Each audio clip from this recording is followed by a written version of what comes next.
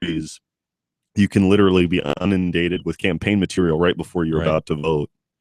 Yeah. The debate today I saw was a stark contrast to the one that happened at the Anchorage Chamber, and I think the biggest difference to me was that the chamber debate really centered on social issues.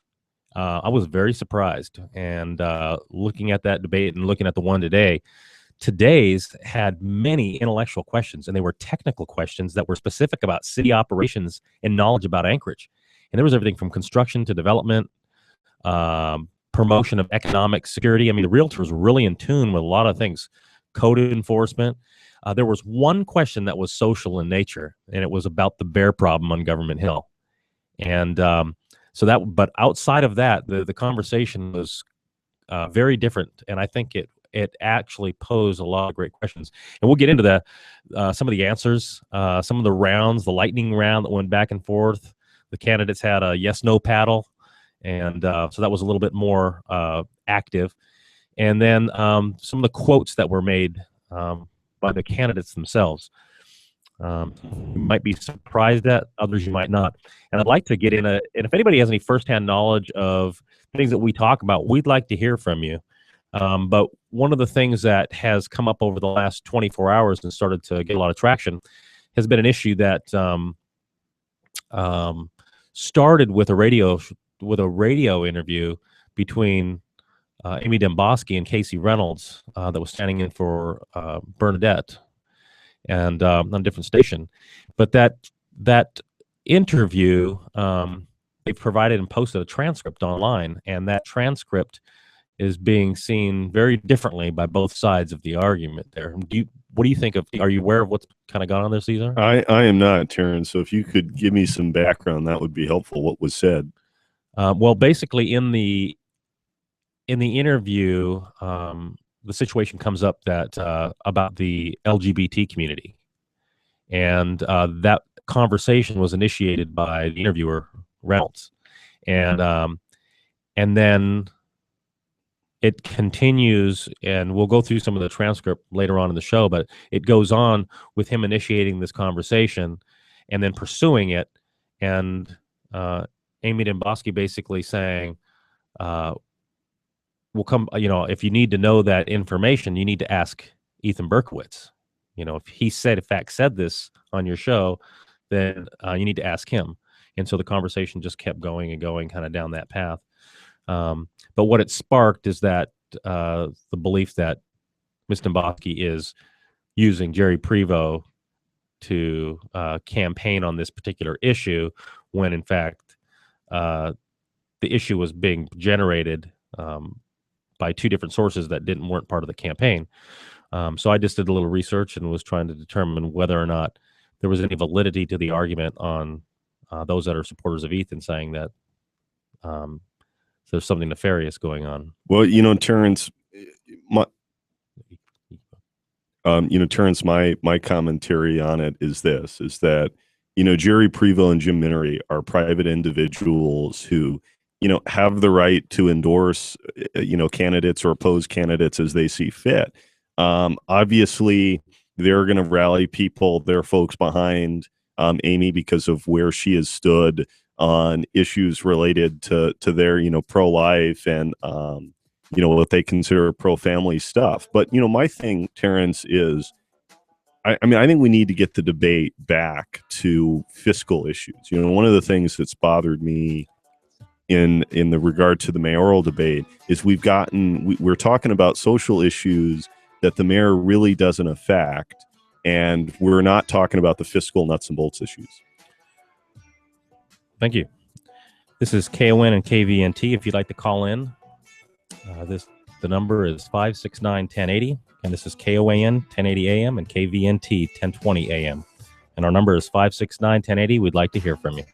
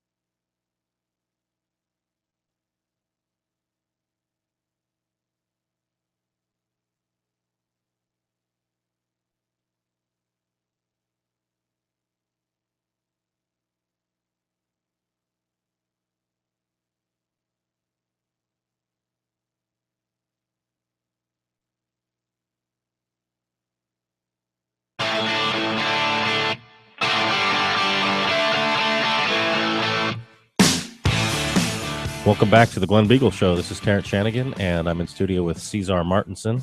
It's KOAN and KVNT. If you'd like to call in, our number is 569-1080. And on this side of the break, we've got Amy Demboski joining us. Hello, Amy. Hello. Well, just when I thought somebody's voice couldn't get better than Cesar's, you have a pretty good radio voice there, Terrence. You're just kind of kissing up since... well, thank you for that. Well, I saw you earlier today at the debate at the Lusac Library. What did you think? I thought it was. I thought the debate itself was an excellent. It was an excellent forum, and I thought that I talked just a few minutes ago about comparing it to the chamber debate. The chamber debate was focused unusually on social issues, right? And this debate had a lot of intellectual questions. I think they highlighted a number of core city functions, and there were specific things that they were looking for as far as economics, business development, growth, fiscal issues, construction, code enforcement. I just thought it was a great spectrum of all the things that are really important to a city. And why don't you tell us just a little bit about how you felt about that debate? Well, I felt good. You know, the problem I had with the chamber debate, it was so focused on the past, and it was focused on, you know, social issues. And I really wanted to talk about economic development and really what's facing our community. Because when we talk about safe streets and we talk about roads that need to be plowed and all those things that have to happen, the foundation for all of that is our economic engine and the financial component, which is good fiscal management. So I thought, you know, this crowd, the realtor, the Board of Realty, they tend to be very in tune with the economy. They tend to be very in tune with the building and regulations that the city has. So it was a very good debate. We were able to go down in the weeds a little bit, and I think that's really where you could see the difference between the two candidates. Yeah, I thought that your answers were you had very succinct answers that had some specificity and detail to them. And Ethan Berkowitz had answers that were much more rounded on the edges, and they dealt with generalities. But the most noticeable thing was when you went to the lightning round, where you each had the yes/no wands. Mm-hmm. The Ethan only answered maybe a quarter to a third of the questions, where he had no answers to the questions or chose not to answer. Right. Well, and I find, you know, my least favorite part of every debate are the yes/no questions, because some a complicated question that it's well dependent on variable factors, you know, other variables, and so sometimes you get stuck in a yes or no when it's, well, if this happened then yes, if this happened then no. But there were a number of topics in which he chose not to answer, and I honestly think it's just because he didn't know. He's not had the municipal experience that I have, so. You know, that's the one thing that I say bringing to the table that I do bring is a wealth of municipal experience. I know what the issues are within the municipality. I know the departments, how they operate, some of the challenges within multiple of these departments, and really where we need to go forward. But that's the one of the many dividing factors or separating factors between us. Is I can hit the ground running July 1. Why? Because I'm already in the trenches doing the work today. Well, I thought that a few times he basically said, I don't know enough about that, but I thought he did that on enough of the questions that questioned whether or not he knew much about city operations. I mean, he knows about government, but the city operations, it seemed like he didn't know much about. Right. He knows about the state government, and I think he knows about, you know, running for office, but when it comes to actually running a city, and the city of Anchorage in particularly, you know, he's weak when it comes to actual the everyday workings of the city. But that's why I say, you know, it's just, I've had the experience. I've had the ability to get in there and serve the people of Anchorage and understand what some of the challenges are within the municipality. And that's why I have a robust plan on how to deal with them. But yeah, it was overall, I loved the format. I thought it was a really good, well done debate. And I loved the topics we hit. It was a breadth, and it was wonderful. It was great. One of the quotes that Ethan had made was, we ought to bond more because money's cheap right now. That was one of the retorts. So often in this debate, you were supposed to get a 30-second reply, and I think about 3 times they lost track of where they were, so I didn't get some of the responses. But the fact is, it's a philosophy. I don't think you should whip out the credit card, the people's credit card, at every opportunity and just borrow, borrow, borrow. I think there's a case to be made to say, we should be very judicious in how much we leverage and how much we borrow and how much we bond, because ultimately it's the taxpayers who have to pay for it, and it's not free money. It doesn't grow on trees. It's not an endless credit card. And when he said that, it highlighted the difference between us. And again, I asked him the question about the operating budget and if he would have supported it last night or not, and he had no idea. I don't understand how somebody who is planning on or wanting to be mayor in literally 2 months, you don't understand the current fiscal budget that the Assembly is dealing with for this year. I think that's a challenge. That, I think, surprised a lot of people. There were a lot of gasps in the crowd when he basically said he didn't know what the operating budget was. And he was completely unaware of the property tax issue that came up last night at the Assembly. Yeah. So last night, for those that are listening, your liberal-led Anchorage Assembly chose to increase your property taxes by 5.61%. I voted against it. In fact, the operating budget, it passed on a 6-5 vote. So the conservatives on the Assembly voted no. And the more liberal-leaning members of the Assembly voted to raise your taxes. And unfortunately, I think that's more of what we could probably anticipate seeing in a Berkowitz administration. And that's exactly why I'm in this race, because there has got to be a check and balance in government. This one-party rule, we cannot afford it. Taxpayers are being squeezed, and simply we need to spend the money we have well. And I think we can do it even better. We can build upon those platforms that Mayor Sullivan's leading us with. Yeah, property owners should be concerned because he did make that quote today that we need to actually bond more, which means that we're going to need, we're just going to keep borrowing money. But one of the things, I don't know if you could hear from your side of the room, I was sitting closer to where Ethan Berkowitz was, but he did make a comment that he wasn't answering many questions because he didn't want to get stampeded. Oh, I thought I heard something to that effect, but I couldn't hear the specifics, but I thought he made some remark, but I didn't hear specifically what it was. I just think that he was being cautious, didn't want to give answers to questions that he might differ because he doesn't want people to challenge him on them. And I thought that was another concern. If you're going to run, stand on something, stand on principle. Well, and the fact is, I've walked into many forums where I knew, the typical groups that I was in front of maybe wouldn't agree with me on every issue, but I think you have a responsibility to, actively engage people, tell them what you think, give them your perception of how you think you can shape policy or deliver services better, because then it gives them the opportunity to either correct you if you're wrong about something or maybe introduce you to a new idea you hadn't thought of. We're not always going to agree. There's no question about that. And I don't care if you're both on the same side. There's going to be different ways of doing things. But until you're willing to be candid and really put yourself out there and tell people exactly what you think on the different issues, I think that's your responsibility. But until you're willing to do that, I don't think you're ready to be mayor of Anchorage. One of the things that came up today was the eminent domain topic. And that was, I would assume that Ethan was trying to make that a catch-22 to get you on that. And your comeback was actually very creative. And I don't think that he expected to be called on that. Well, yeah, exactly.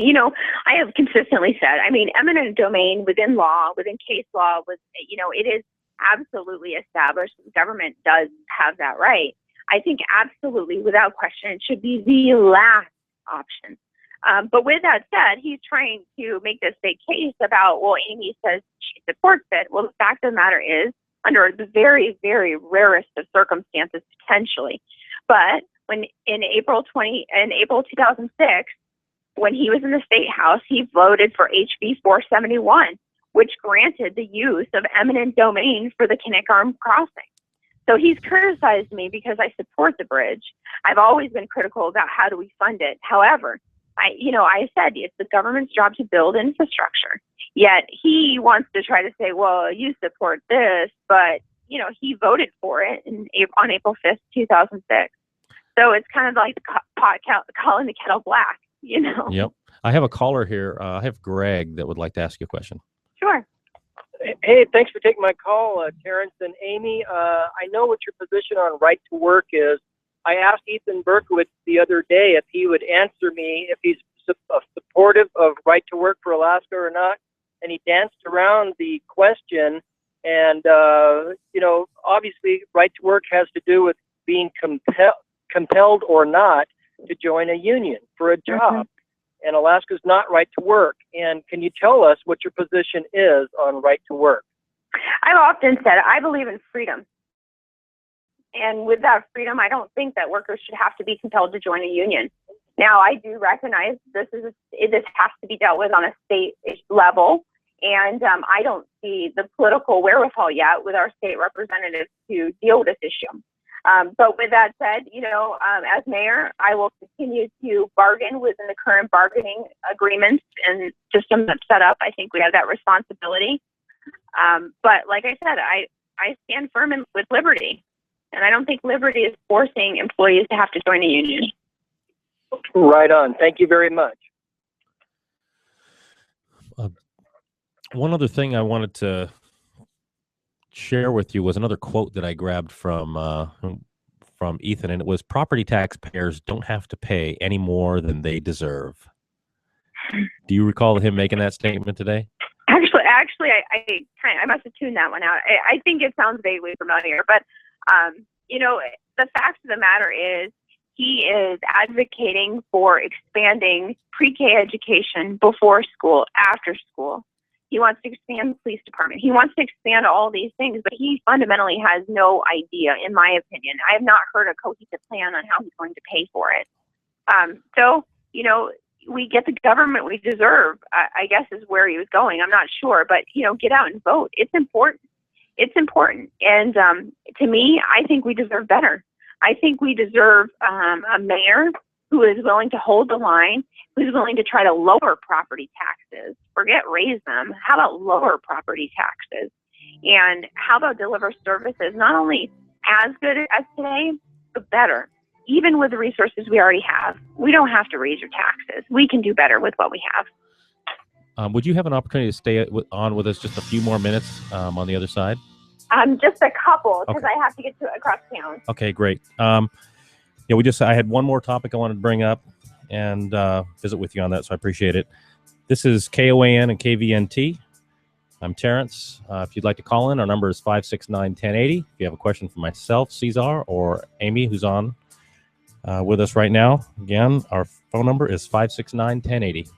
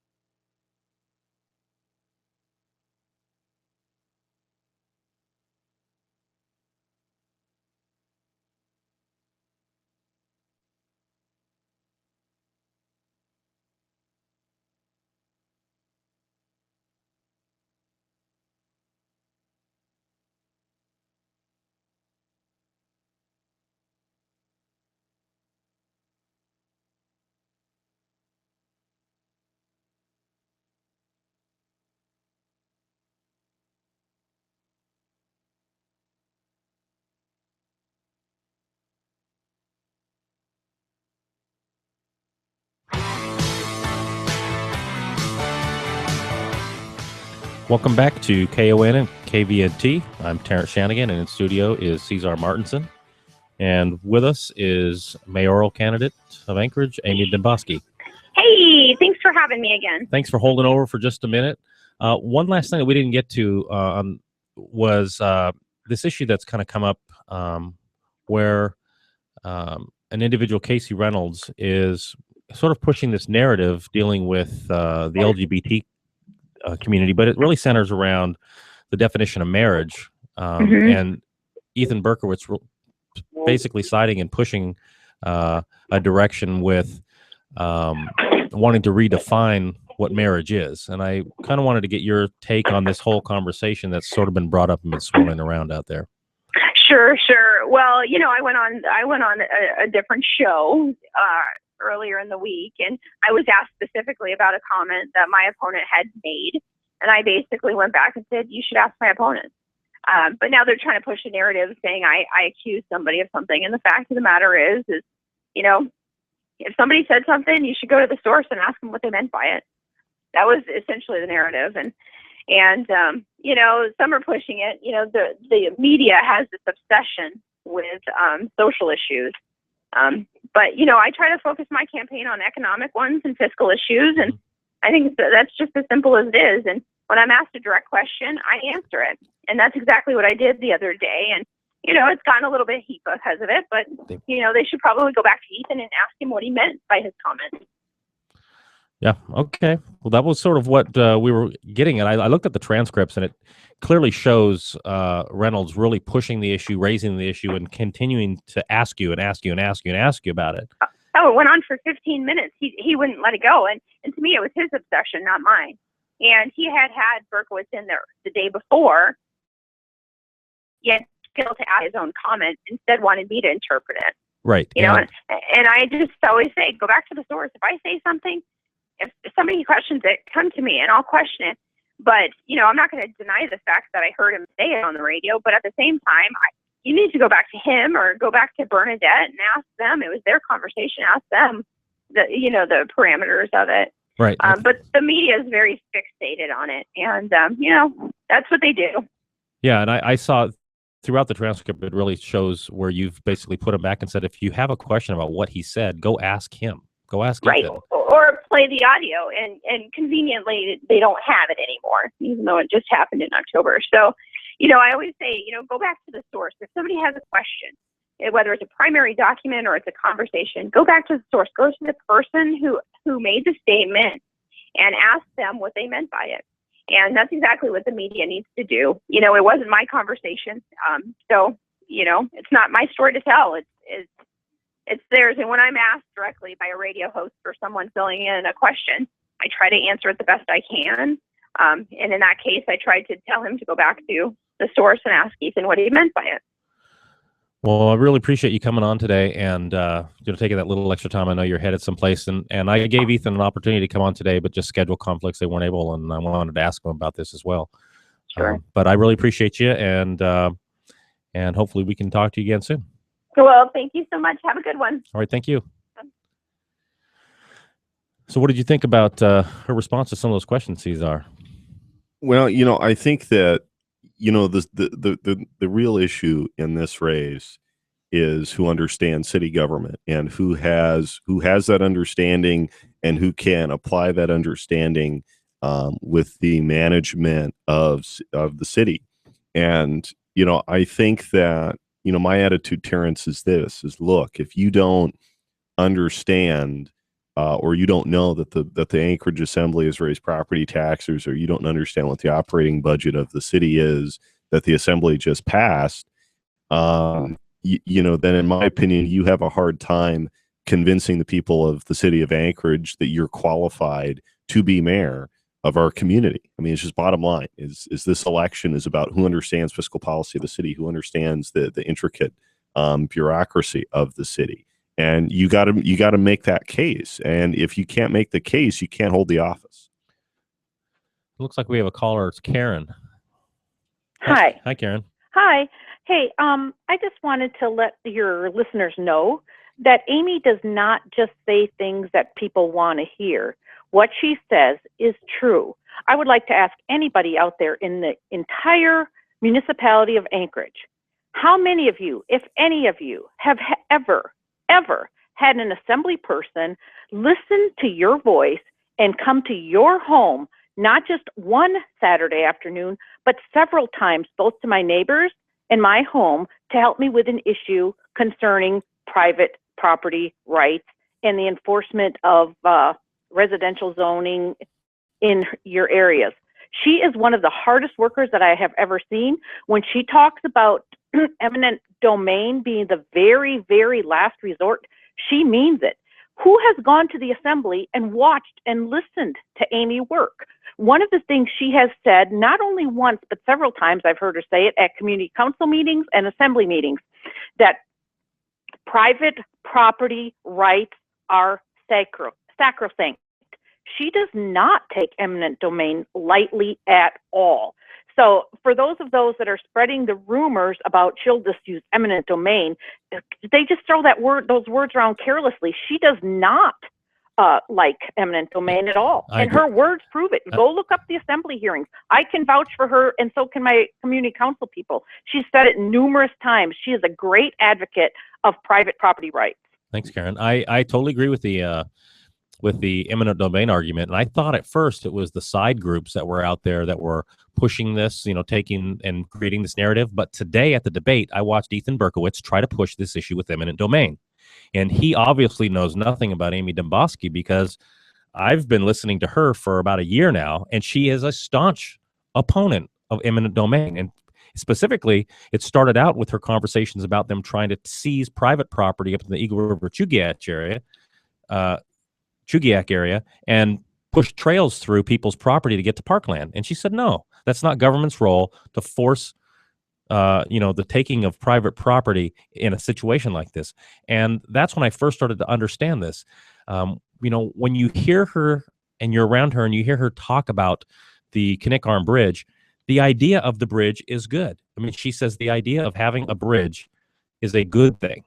And she talks about the economic development it would spur, the cost of living that might reduce here in Anchorage for people that are trying to find places to rent, all the different opportunities that go with it. So when you look at that, yeah, she wants the bridge, but she also understands in those same statements that there isn't funding for it. There might not be a political climate to allow the construction of a project like that right now. So looks like we have John on the line. Go ahead, John. Did we lose him?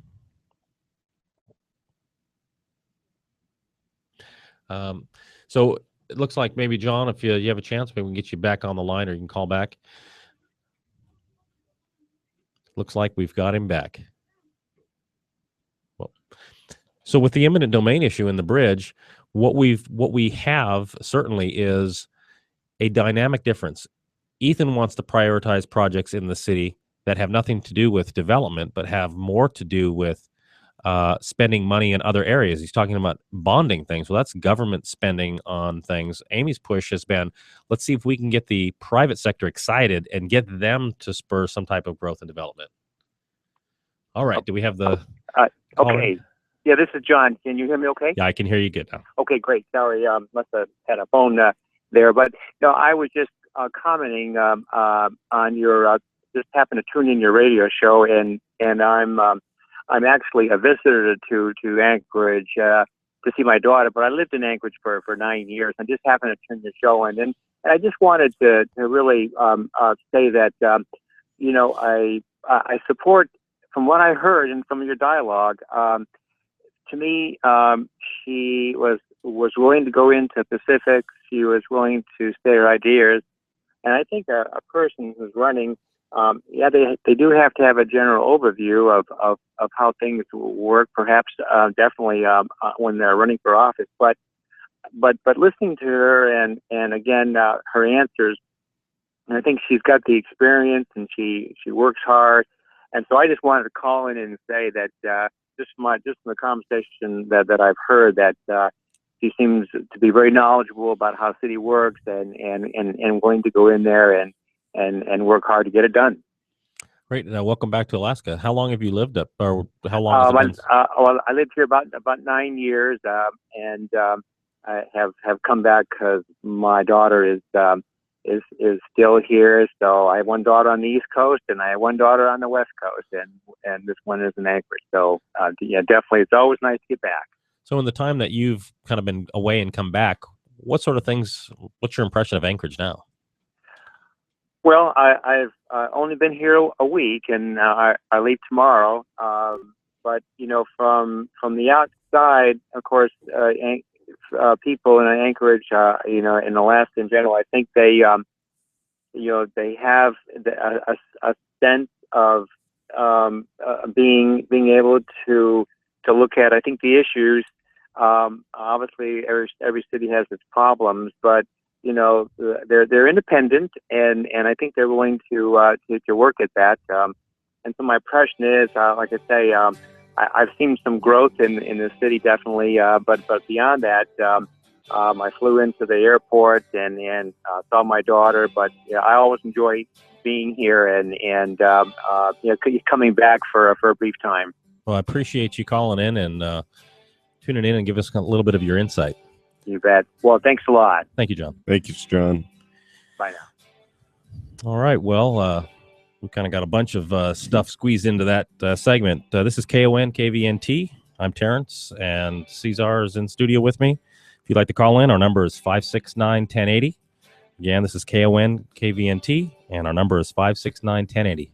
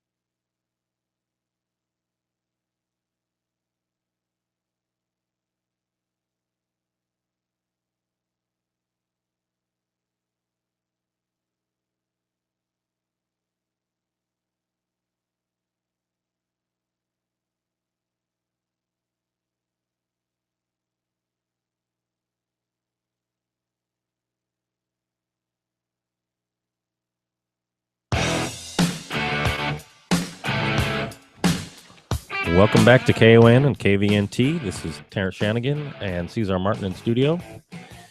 And we have been discussing things dealing with the mayoral race, Amy Demboski, Ethan Berkowitz, and a lot of the issues that have been swirling around for the last 48 hours or so and gaining a lot of traction. On the phone, though, with us right now, I have Michael Chambers. How are you doing, Michael? I'm doing very good, Terrence. Thank you very much for taking my call. Hey, I don't know how much of the previous segment that you caught, if you caught much of the conversation All with of Amy. Okay. Well, one of the things that we're, I kind of want to get your take on something here. We've been talking about it in studio a bit, and it's dealing with this radio program that Amy had interviewed with yesterday that had Sure. Casey Reynolds, who was the host. And I'm sitting here looking at the transcript, and I just wanted to review a little bit of that and then maybe go in and talk about what this is about. But it's clear that he is pushing this issue in this transcript of this conversation. And first, he brings this up. The transcript starts out with his name, and it says, LGBT, a labor issue that's dead. And then it jumps down to her, and Amy wants to discuss economic development issues. And Reynolds then says, well, the social issue, the LGBT, it seems like that fight has been fought. And I think I'm tired of it. He basically says, I'm tired of fighting that one. Can we just move on? I don't want to deal with it anymore. And then Amy gets on and she says, I don't want to talk about that. I want to talk about economic development. I want to talk about the important issues facing Anchorage. So then Reynolds gets on and says, well, aren't you going to talk about that tomorrow at the realtors debate and she says, yes, at the LUSAC. And that was the debate they had today. And so he brings that up and he goes, but one more thing. I want to get into this, this issue with you involving Halcrow. And it jumps down. And he kind of sounds smarmy in this, but it says, Amy Demboski, you're a smart lady.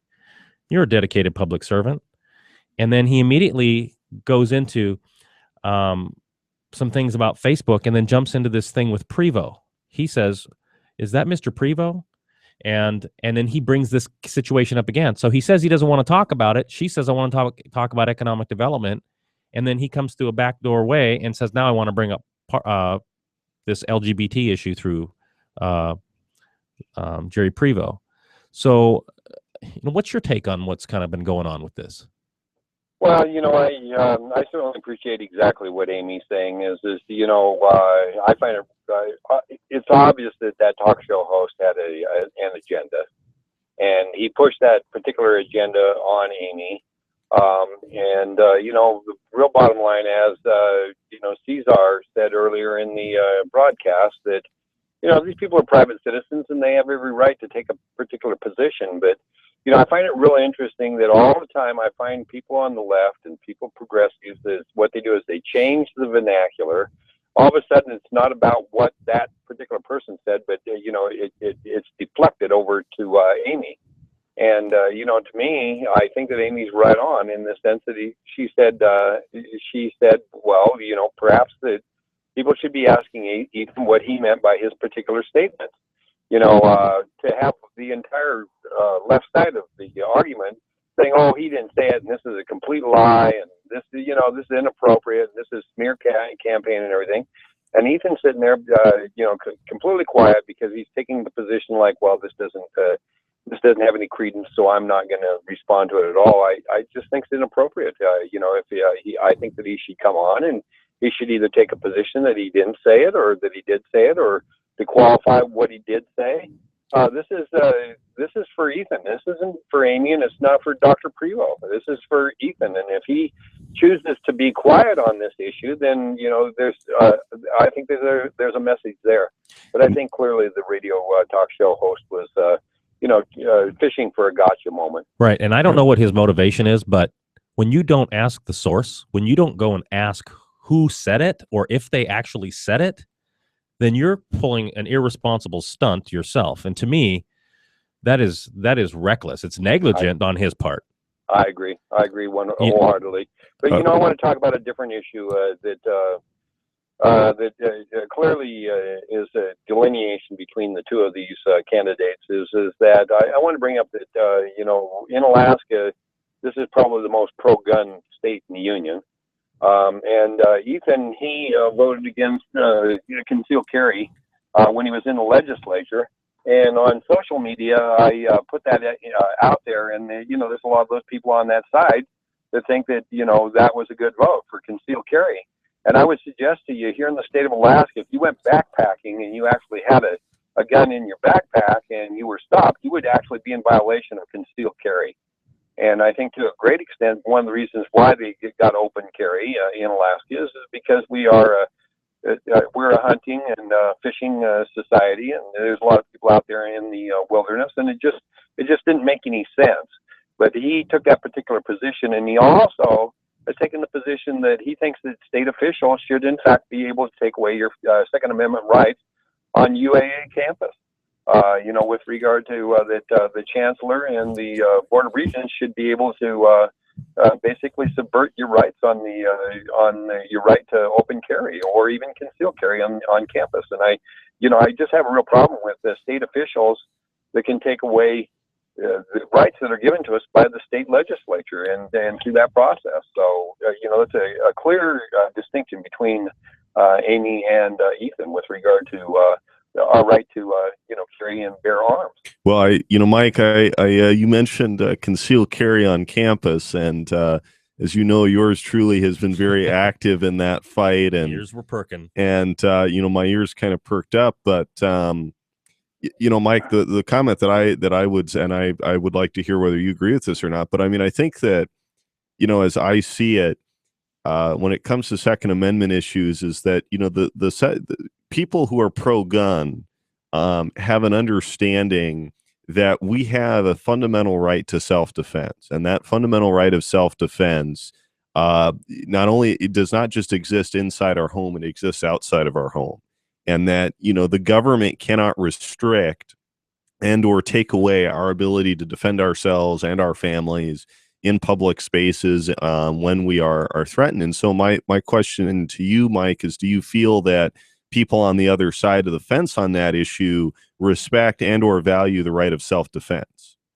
Well, you bring up a very clear question there, Cesar. And, if you look at the record at UAA, one of the victims there at UAA, and there's been quite a few of them over the years, but one of the victims of a rape there at UAA, the first person that came upon the victim there with the perpetrator right there was a person that had a concealed carry weapon permit, and he had, in fact, left it in the car, or he left it at home or in his person. But if, in fact, he had that opportunity to be able to not only defend himself, but to defend the victim. And so there's a real question there, when these people think that, that the Second Amendment is for hunting or whatever like that. The Second Amendment is clearly for our defense, that we defend ourselves against perpetrators. And, when you look at, these various campuses and these various free fire zones out in America, every single one of these perpetrators are taking advantage of these restricted fire zones. So to me, I think they're meddling with something that could get very, very dramatic here in the very near future by saying that in fact UAA can't protect themselves, the citizens can't. Can you hang on with us for another segment there, Michael? Sure, I sure will. This is KON, KVNT. If you'd like to call in, our number is 569-1080. And we've got a couple more great topics on the other side of the break.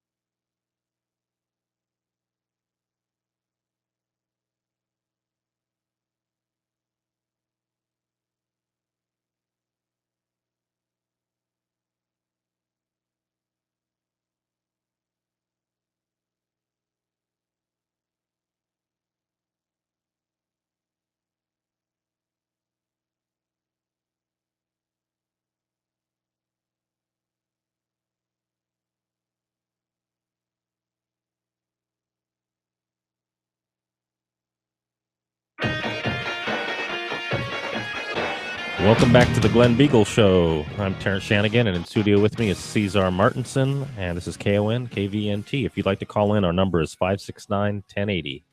We've been talking about all sorts of stuff, from gun control, Second Amendment rights, eminent domain, and things like redefining marriage, the mayoral campaigns, some things being brought up on other radio shows. So we've been covering a wide range of different topics. But I'd like to take a quick call from Karen.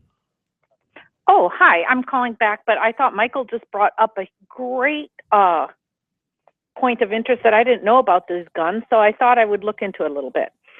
So I found out in 2002 that Berkowitz voted against a bill that would allow anyone with a permit to carry a concealed weapon in another state to also be able to carry a gun in Alaska. And that bill would also open other states to accept Alaska concealed carry. That was when we were concealed carry before open carry. But I thought that was a great point, that apparently Berkowitz doesn't think that people coming in from another state should be able to defend themselves in Alaska. Right, the reciprocity, the sort of the agreements that states have between each other. You know, right now, if you're a law enforcement officer, if you travel outside of Alaska, typically if you plan on bringing a gun to another state, you contact the local or state jurisdiction, and you need to find out about what their laws and rules are, But that's a real important point. Well, it is important because a lot of us carry our guns for protection, and that's a lifestyle that we choose for ourselves. And it's very difficult when we go to another state to think about leaving that behind. So I really encourage that bills do be passed that respect, other states' reciprocity bills. And he was against that back in 2002. And of course, Lisa Murkowski calls herself a Republican, voted with him on that, the Democrat in cloaks, in a cloak. But anyways, I thought Michael just brought up a great issue, and those of us that like to carry guns up here and we want to protect ourselves, vote no on Berkowitz, yes on Amy. Thanks, Karen. Thank you. Well, talking about the concealed carry, and I don't know what Ethan's plan is, Cesar, but to me, he opposes this concealed carry. It's something that perhaps maybe he wants the entire city of Anchorage to look just like the university, that you're not going to be able to conceal carry. Maybe you don't want weapons, and it's going to be a knife-wielding throwing star community, so that, that's what you're going to get.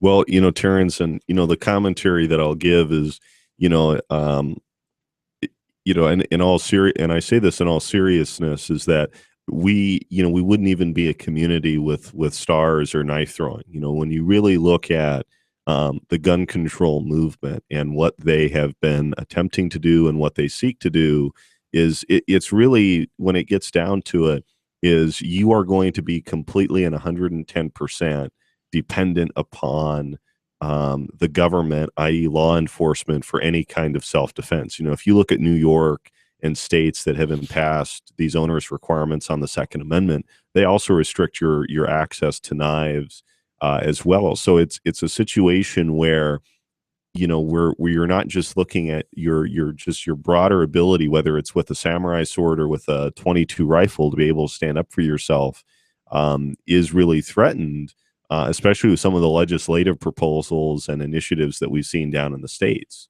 Well, if you brought up earlier, the rationale that is used a lot from people on the left is that, well, you'll have your guns to hunt, but the purpose of us having guns wasn't to hunt. It was the tyrannical government that we were protecting ourselves from. Right. And that's the essence of it. I want to bring Michael back on the line and just kind of continue this conversation. Welcome back, Michael. And thanks for holding me over.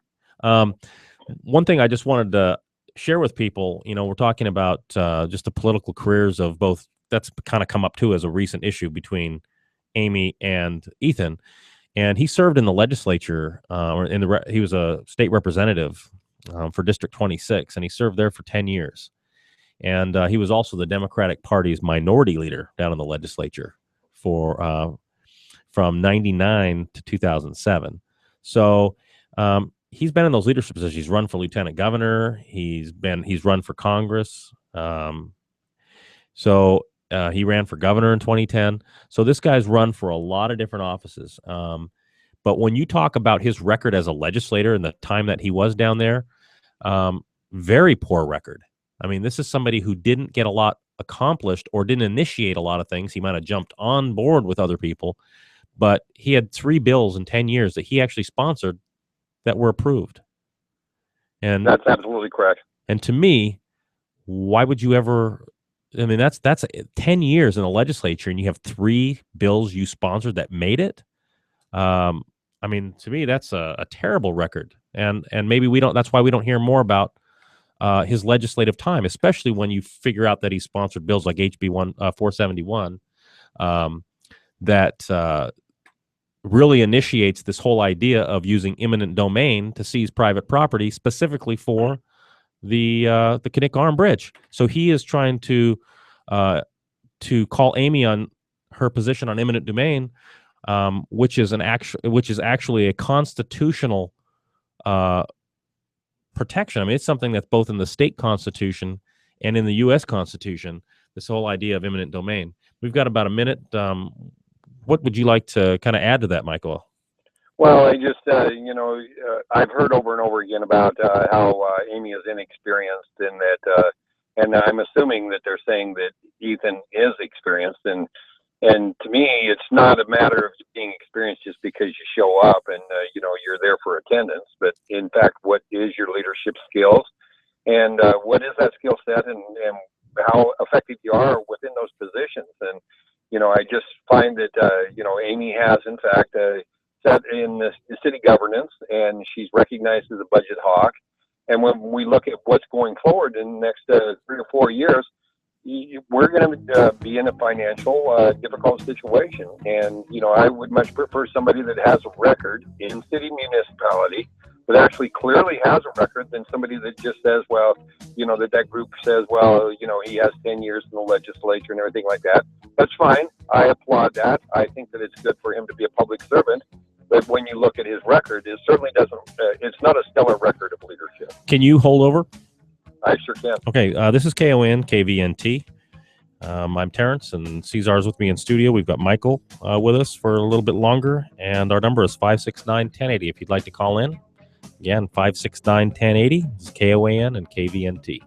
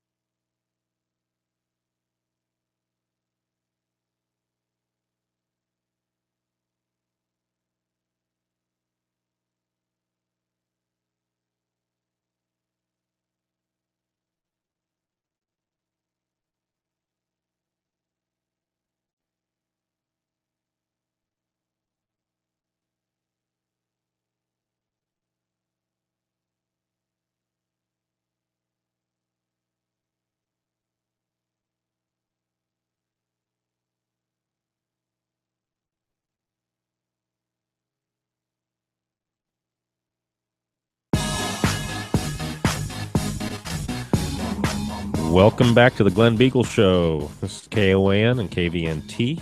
Our phone number is 569-1080 if you'd like to call in. And I'm Terrence Shanigan. I've got Cesar Martinson in studio. And on the line, I have Michael Chambers. And I'd like to get to a call here first from David Neese. Hey, David. Hey, how you doing, guys?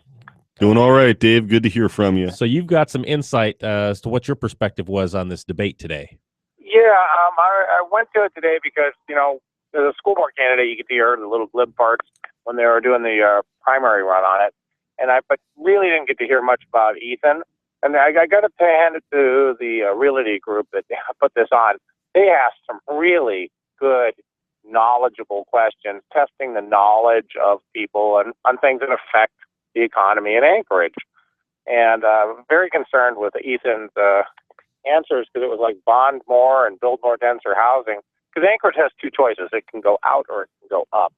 And he seems to be firmly in the up category, where he thinks that, you know, more denser housing is a good way to go. But when you look at it, if you do that, that tends to be where you have a lot of problems socioeconomically. Anytime we've created very dense housing, low income housing, then you end up with aggregated stats as far as crime and stuff. So a little worried about that. And the number of questions that Ethan passed on that he didn't know, I have no information about it. I don't know what the issue is. I don't know for sure, but does anybody know if he's attended an assembly meeting anytime in the last year?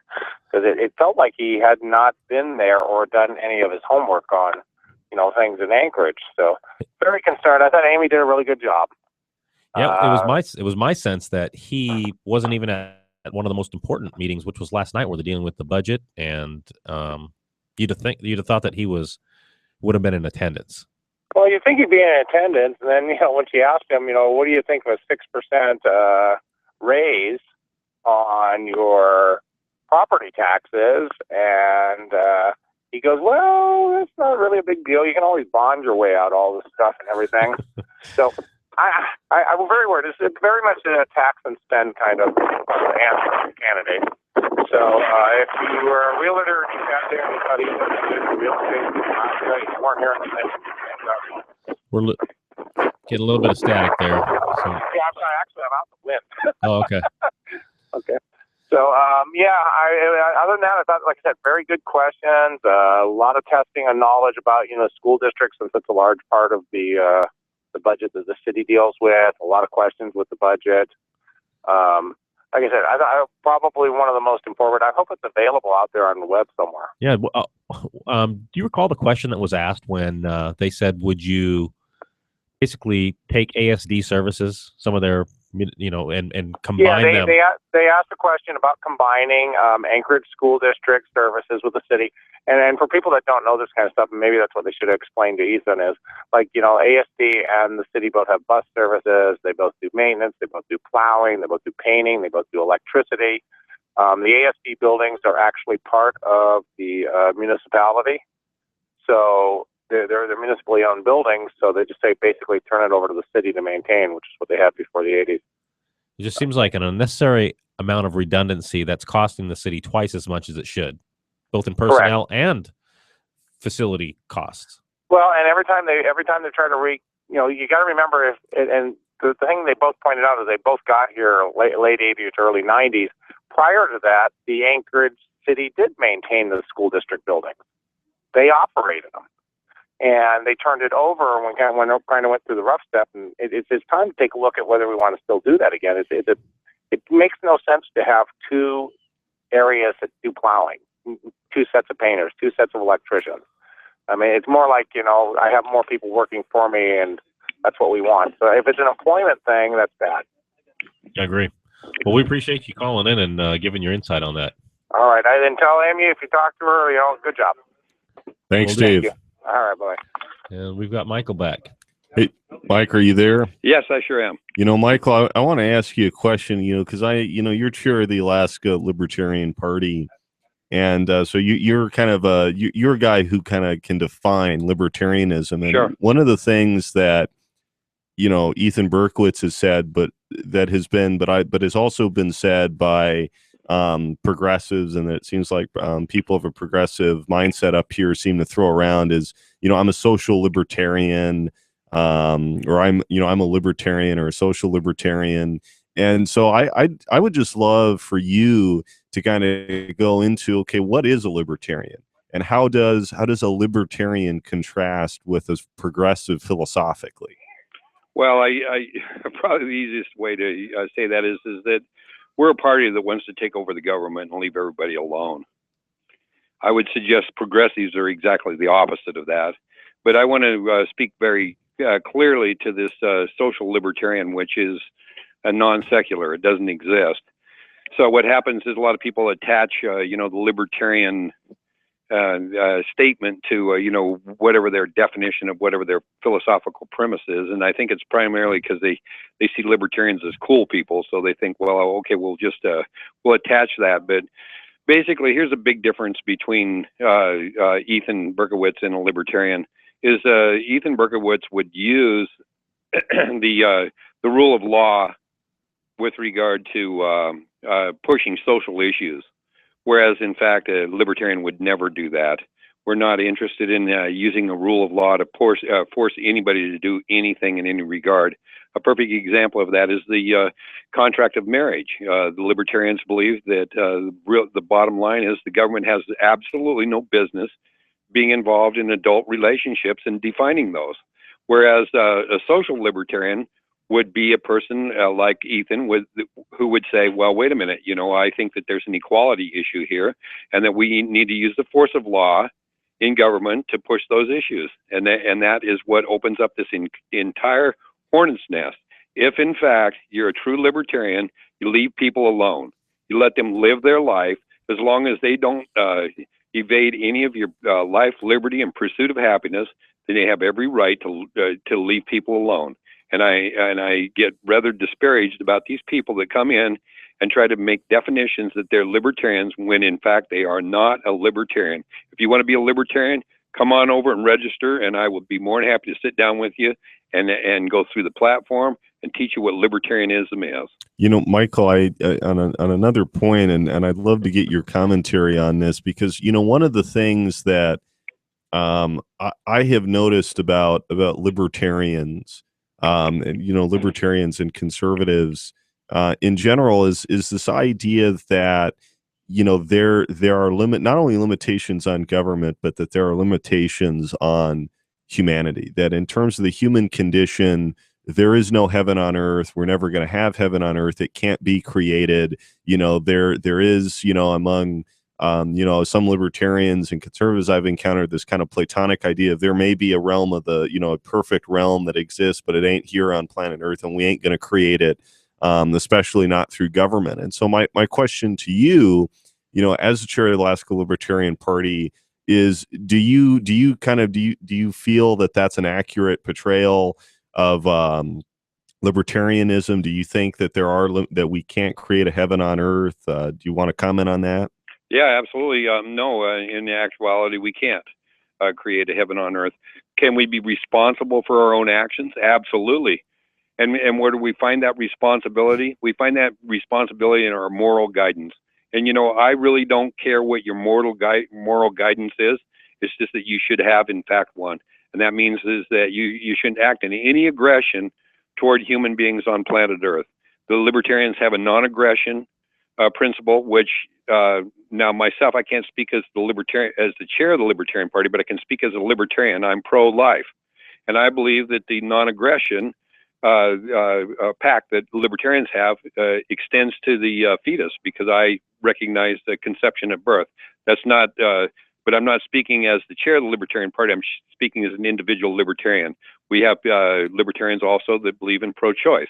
I just happen to be a person that recognizes the conception that that's a person, and so the non-aggression of the Libertarian Party fits clearly in line with that. So, to me, it's that I think that's the highest calling that, for humanity is that you don't aggress against your neighbor. You don't force them in your own philosophical positions. Michael, this is Terrence.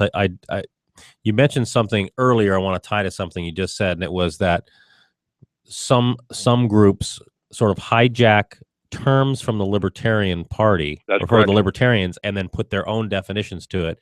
And one of them that you just brought up was this pro-choice. And choice, to me, as a libertarian, would be you get to choose what the option is.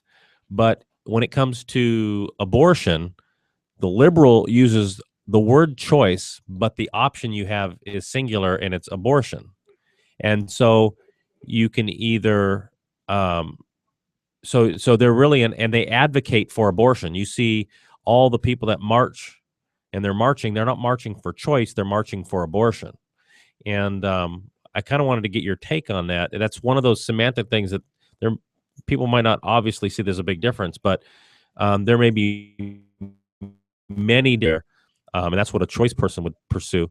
So if a person says they're pro-choice and they actually believe that they wanted to have the option to decide for themselves versus a person that's pro-abortion that's advocating for it, trying to get it passed and legalized, what's your take on that?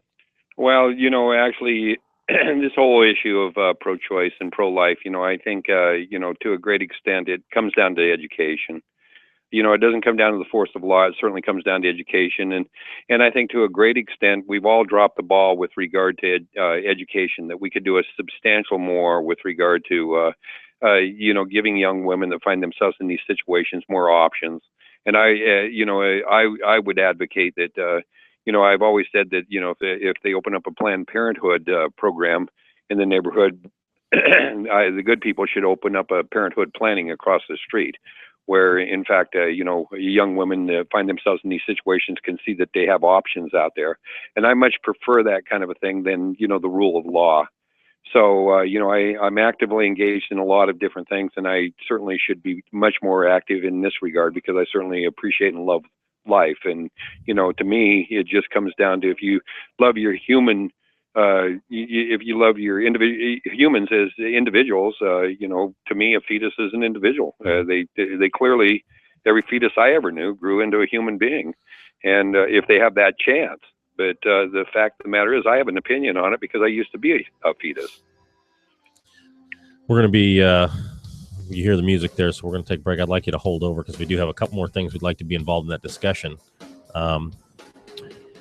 So if anybody has any interest in calling in, talking about this or any of the things we've discussed today, our number is 569-1080. Again, this is the Glen Biegel Show. You can join myself, Terrence Shanigan, Cesar Martinson, or Michael Chambers. And we'd like to hear from you. Again, KOAN, KVNT, the Glen Biegel Show. Call in. Our number is 569-1080.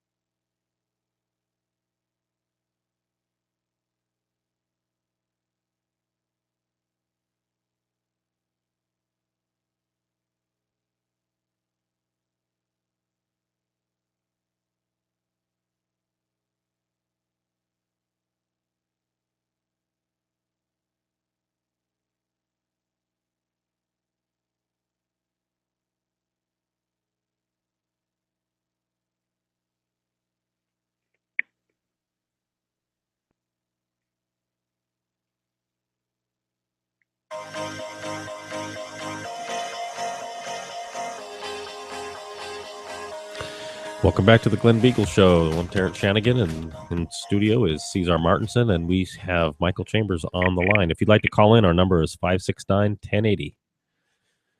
Michael, are you there? Hey there. I sure am.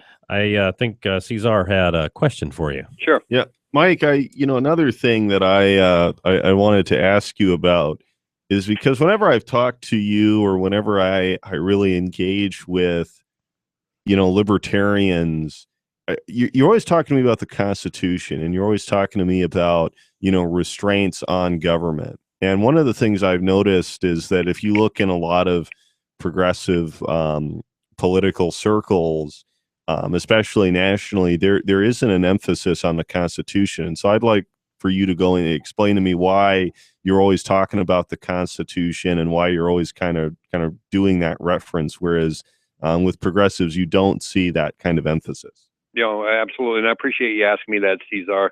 The beautiful thing about our U.S. Constitution is its negative law. And what I mean by that is that the founders were smart enough to understand that what they wanted is they wanted to set principles to take government's rights away and give them to the people. And that's clearly what the Bill of Rights is.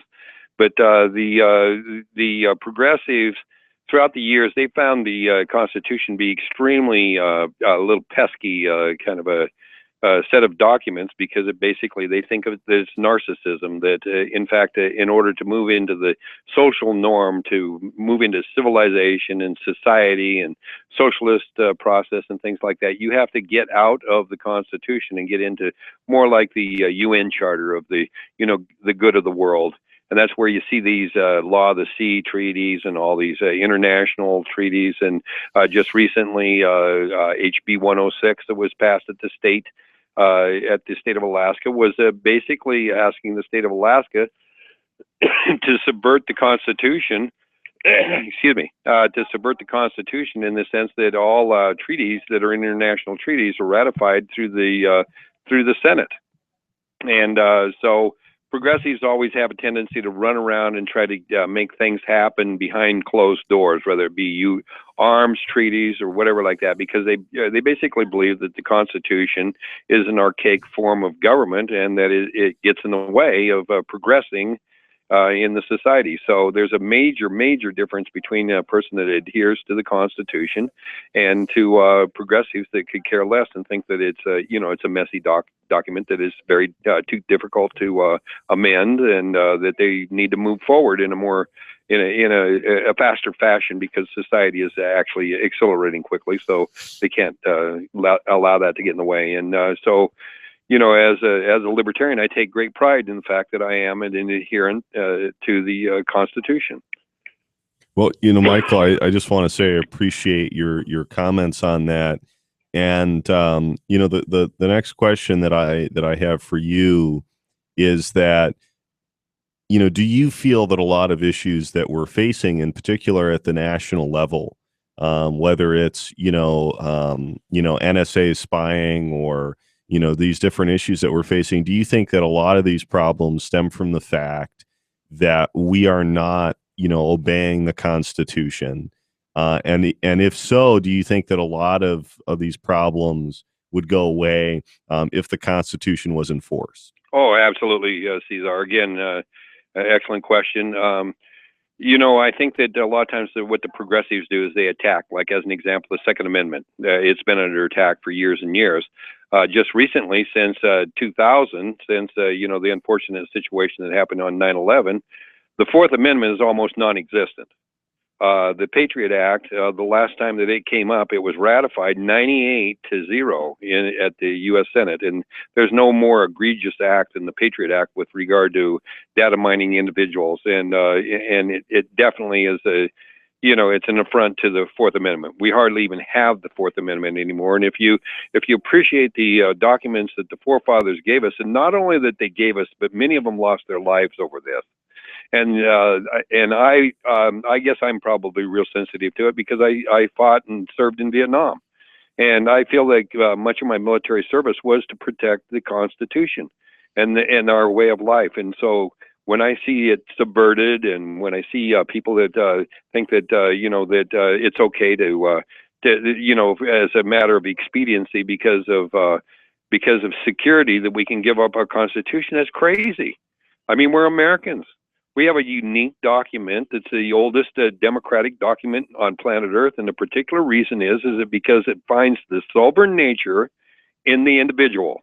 They don't find it in the state. They don't find it in the government. We find our sovereign nature in the individual. And I would suggest to you that's probably as close to Christianity as you can get.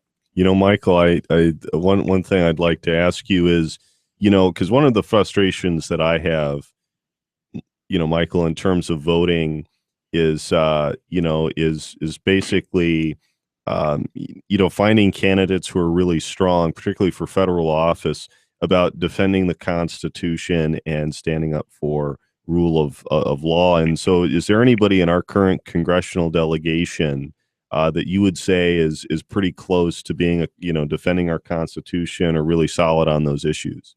And again, I appreciate you asking that. And I'll tell you, I've done a full roundabout on this because during the election, I had some real issues with candidate Dan Sullivan because I couldn't clearly get answers out of him.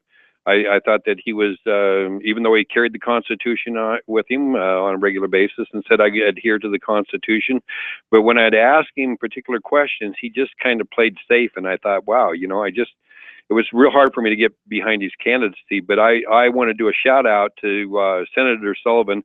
I think he is doing an outstanding job. And if, in fact, he ran as a candidate in the way that he's governing right now, he would have certainly have earned my vote. And, we had and I'm not taking anything away from Mark Fish because he's a wonderful candidate and a libertarian, and I voted for Mark Fish. But I'm telling you, the way that Dan Sullivan is governing, he's governing as a patriot, he's governing as an Alaskan, and he's governing as a solid individual when it comes to that Constitution. I'm extremely proud of his record. An honorary libertarian. Yeah, there you go. Something you've been sort of really tuned into the legislative session, and there's Correct. some things that we haven't really talked about here. But one of the concerns I've had is always this idea of open government, which Cesar brought up earlier today as a topic that really deserves some further discussion. And how are we, as people that promote and love liberty, how do we get our legislators to start following the Open Meetings Act? I mean, we looked at, in the campaign, you had Governor Walker taking a different position from Governor Parnell. Parnell saying, I'm going to close these meetings and they're going to have them behind closed doors and you don't have a right to be there. And Walker saying, I'm going to open those meetings. You need to be there. And when he first took office, you have a number of people that are let go because they won't sign on to having these open meetings. But where do we stand with that and other issues that are discussed, but like in the caucuses and stuff, where they're behind closed doors and people we as people who elect our officials, we want to know what's happening there and we don't get to. Well, okay, Terrence, again, I appreciate you asking that question. I'm going to hit the nail on the head. And that is the fact that us citizens here in the state of Alaska have absolutely no voice in Juneau until we get that legislature out of Juneau. Lobbyists in Juneau have much more of a voice than we do, and it's a fact. Anybody that thinks that we have a voice in Juneau, we're kidding ourselves. Until we get that capital moved, where the citizens have access to the capital and access to our legislators and access to our representatives, we are fooling ourselves. And I know we voted on this for 6 times, and they say, oh, it's a physical note or whatever. I don't care if they have to live in cardboard boxes up here in the Mat-Su Valley. That legislature needs to come up here and be responsive to the citizens of the state of Alaska. Well, Michael, we've got a call from David Boyle with the Alaska Policy Forum. I'd like to bring him on. Hey, how you doing today, Terrence? How are you doing? Oh, pretty good. I apologize. I haven't been listening. I've been working, so I haven't been listening to previous subject matter. But I think I get away with all those cardboard boxes up in the valley. I mean, come on, this side up. I have been told that I am the face of not expanding Medicaid, as you know. And I don't know if you saw it, but the governor of Florida, did you see that today? Where he filed a lawsuit against the federal government, or yesterday rather. I heard a little about it. Yeah, they and I don't know if you've discussed it yet, but they have a program called an LIP program, which is low income provider, I think it is, where the federal government helps kick in some money, quite a bit. In this case, about $1.3 billion to cover the cost of uncompensated care at hospitals. In other words, charity care at hospitals in about 9 states, including Florida. Well, they have basically told Florida, the federal government, Center for Medicare and Medicaid Services has said, by the way, if you don't expand Medicaid, we're going to withhold that $1.3 billion. So, the press is on. They've also have told Tennessee and Kansas the same thing. So basically, our legislature either has to bend to the federal government and give in, or they stand firm and take that chance, if that's something like they might do. Well, we don't have that particular fund up here, but I guess what I'm saying is the federal government is in control. The state has no control once it comes to Medicaid. They can levy all types of requirements on you for Medicaid. They do. They tell us what the basic services that have to be.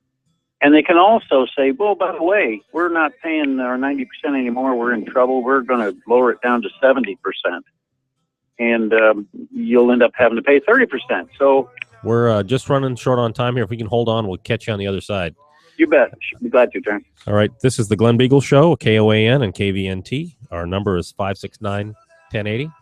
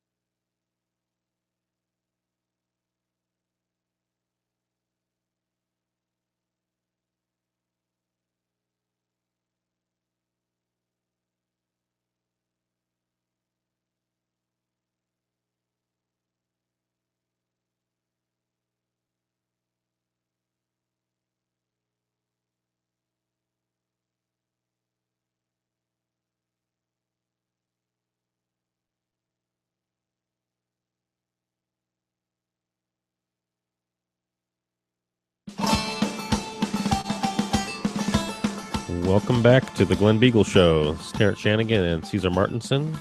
This is KOAN and KVNT. We'd like to welcome back Michael Chambers, and we were speaking with David Boyle before we had to run there quickly. You still with me there, David? Yes, I sure am, but I didn't know. Is Michael on there? He's not on, is he? We still have Michael Chambers with us. Oh no. They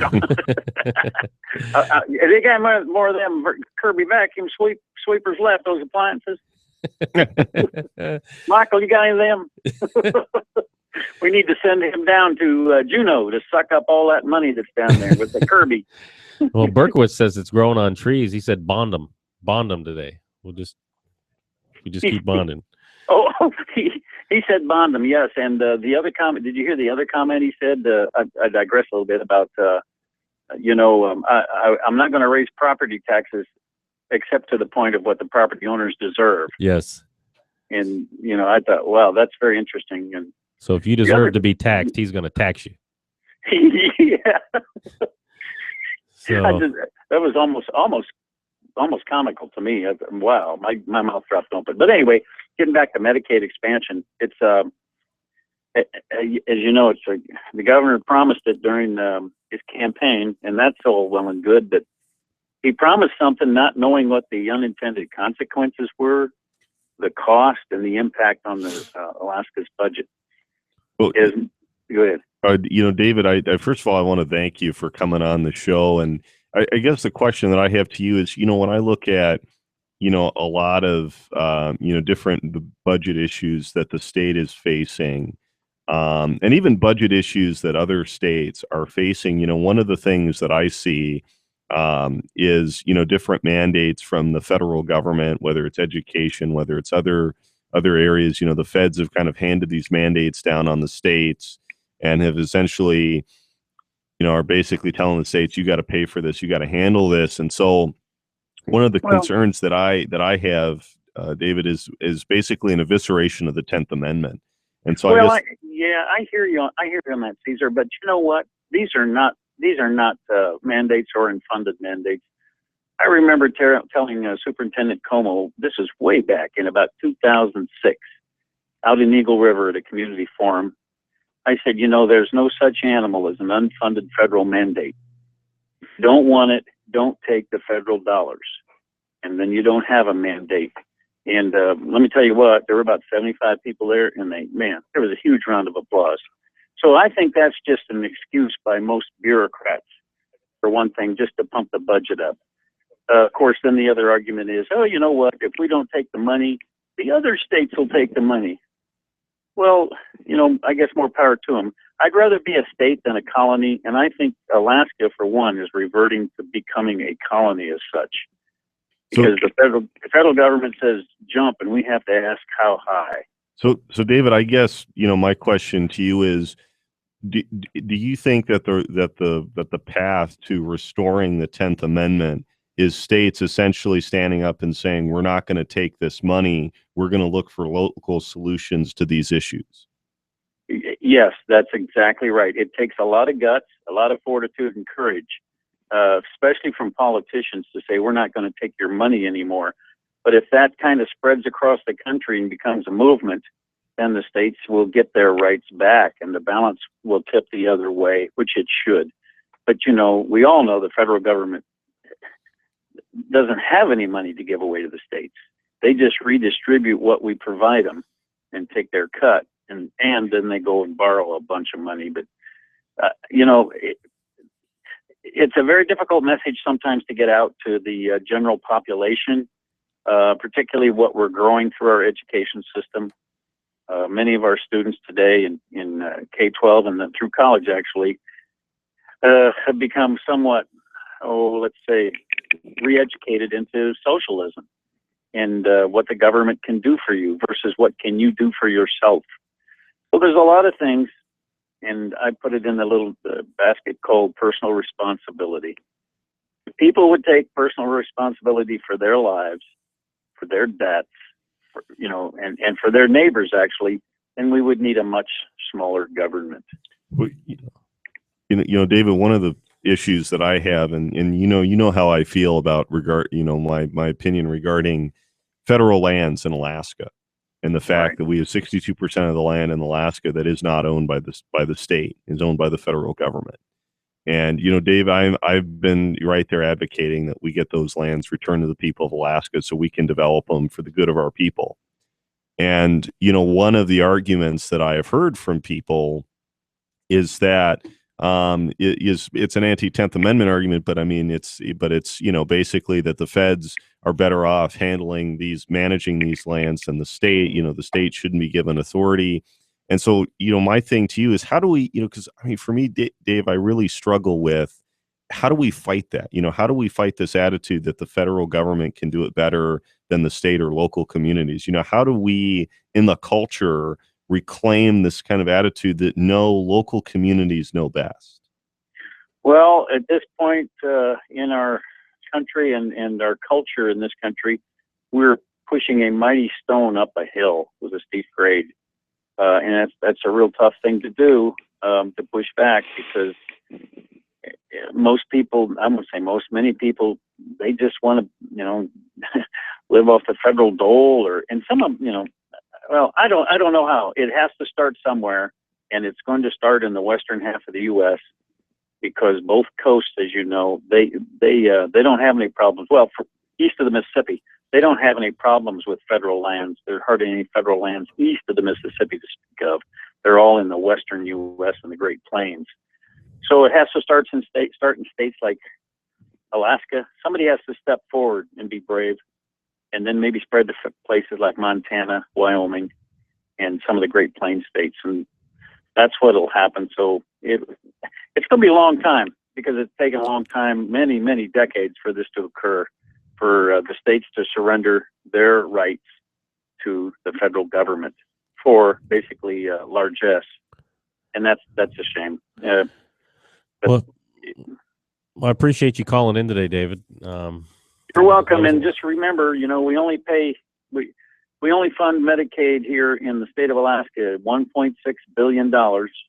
Half of that, $800 million, is state money that we could be using for other stuff, and also protecting those that need a safety net in health care. Great. Thank you very much. Thank you. Yeah. As we're talking about all this federal money and those kinds of things that the legislature's dealing with now, you look at the impact that Anchorage is going to face as the state starts to reduce the amount of money that it is able to share and give cities like Anchorage. So, I think one of the most recent numbers I heard was that they're up to 40% of the money that Anchorage receives in revenue comes through the state. And as the state is starting to reduce that amount of money that's being shared elsewhere, one of the things you have to wonder about is, right now we have a surplus, but what happens to that surplus when the state reduces $40 million? A $10 million surplus means we're still $10 million in the hole now. So, well, Terrence, I think the way that we weather the storm is by we start getting creative about what we do with our government. And I think that we have to be creative. We have to look for solutions. And I think if we start thinking outside of the box, we'll weather the storm. Yeah, I agree with that. All right. I appreciate everybody's called in so far. This is the last chance, 569-1080. We thank you for coming on and joining us today. I'm Terrence Shanigan. This is Cesar Martinson. And we've enjoyed stepping in for Glen Biegel. Thank you very much. Thank you.